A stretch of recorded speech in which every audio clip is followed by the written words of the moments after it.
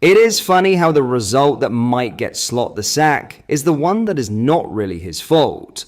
Listen guys, we have been on the manager's back for a good while now. Poor performances, poor results, and the same mistakes showing up again and again. We all know the story by now. Still, this draw against Leeds should not be placed on the manager or his tactics. We will explain why in a moment. So why could it still be his last game? Well, in case you decided to switch off after last night and protect your peace, there is some news waiting for you. Mo Salah came out firing with a very sharp interview after the match. He basically said it is him or Slot and hinted that the Brighton game might be his last time wearing a Liverpool shirt. Yes, this is real and it is a full-on crisis unfolding in front of us. We will save the Salah part for later and for another video. For now, let us break down what actually happened in this Leeds game. So hit the like and subscribe buttons and let us jump straight into it. Like we always do, we start with the starting 11. Alisson stayed in goal while Connor Bradley finally returned from injury and started at right back. Milos Kerkez took the left side and both Ibrahima Konate and Virgil van Dijk continued together in the centre of our defence. Curtis Jones earned a spot in the lineup ahead of Alexis Mac Allister for this one, while Ryan Gravenberch and Dominik Szoboszlai kept their places as well. Up front, Mo Salah was on the bench for the third match in a row, and the attack was made up of Florian Wirtz, Cody Gakpo and Hugo Ekitike. So why did we say that this draw is not on Slot this time? Let us take a proper look at what actually happened in the game so the picture becomes clearer. The start was shaky, we can all agree on that part. Leeds were first to every challenge and really pushed us back with their direct approach, always looking for their two strikers, Okafor and Calvert-Lewin. For a moment, it felt like we were still waking up, but once we started to settle and keep the ball for longer spells, you could see exactly what our plan was and how we wanted to break their shape down. As you can see on your screen, Leeds defended in a very deep 5-3-2 block whenever we had calm possession. Their whole idea was to shut the middle of the pitch and force us to the flanks where they could try to trap us. To deal with this, Slot made a few clever tweaks to our shape. The first one involved Kerkez, who moved into the left half space instead of holding a high and wide position. By doing this, he pinned one of the Leeds midfielders and opened a clean vertical passing lane into Wirtz whenever he drifted into pockets of space. From there, our aim was to form these little wide triangles and combine our way forward until we reached the final third with control. The same thing was happening on the other side of the pitch, only there it was Szoboszlai doing the work. He kept dragging his marker around with his off-ball movement, and that helped us open another vertical passing lane. This time it went straight into Ekitike, who kept dropping into the empty space to receive the ball. But it did not stop there.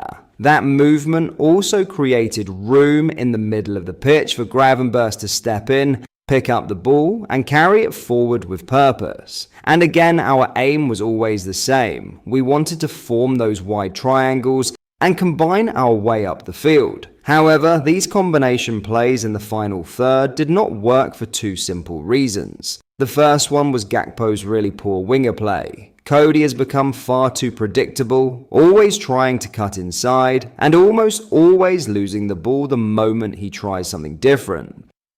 The second reason was that Bradley was the one holding the width on the right side, and with him basically acting as a winger, we had no real creativity there. This is the point where we can start questioning Slot. We have one natural right winger in this squad, and that is Mo Salah, who has now been benched 3 games in a row. His performances have not been great at all this season, but having him on the right is surely better than playing a fullback in that role. Before we get into how Ekitike carried us and how Leeds got back into the game, we need to make something clear about Slot's tactics in possession. They were actually spot on. Our third goal is the best example of that. Notice here how Kerkez is pinning his marker and how Mac Allister drags his own man away from the space. It is the same approach we just talked about, and because of that, Gravenberch had the room he needed to carry the ball forward.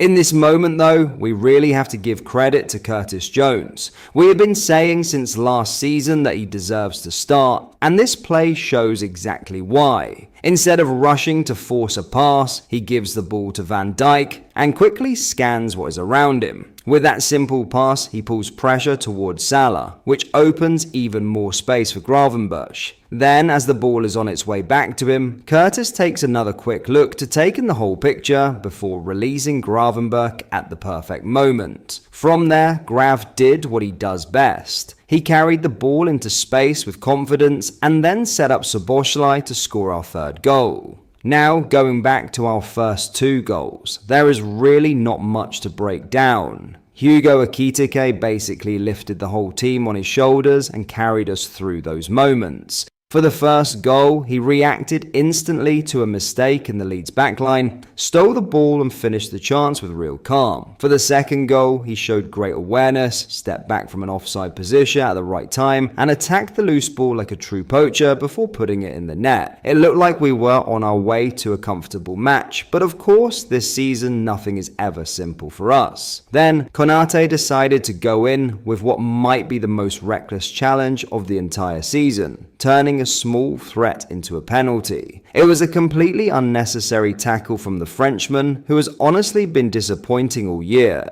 After that, and with the home fans roaring behind them, Leeds gained momentum and came right at us. They eventually turned that pressure into another goal after combining well in the left half space. We got the Szoboszlai goal and thought we were finally going to see this game out, but somehow we managed to give away a corner. And we all know how we have been with set pieces this season. 10 goals conceded from set play, the highest in the league, while we have scored none. That on its own is disgraceful. So to wrap this all up, this game was a perfect summary of our season. A few moments of real quality, moments of pure chaos, and then moments where you just sit back and wonder how we even end up in these situations. Slot will get plenty of heat after this draw, but individual mistakes and a complete lack of focus in key moments cost us again. And that has been the story far too often. What makes everything even crazier is the situation with Salah, the interview, the tension, the feeling that something big is about to break. We're talking about one of the biggest players in our recent history, and now there is this cloud hanging over the club. It is messy, and it is stressful, and it is something that will not just disappear. We will go deeper into that in another video because it deserves its own conversation. For now, all we can do is wait and see how the team responds. The fans are frustrated, and honestly they have every right to be. This feels like a make or break period, which is confusing because we literally won the league last season and had a strong summer window, although it was unbalanced. Still, there's no logical reason that can explain this sudden downfall, so let's see what more drama unfolds in the coming days. Now, if you enjoyed the breakdown, make sure you like the video and subscribe to the channel. Let us know your thoughts in the comments, and as always, thank you for watching. We will see you in the next one.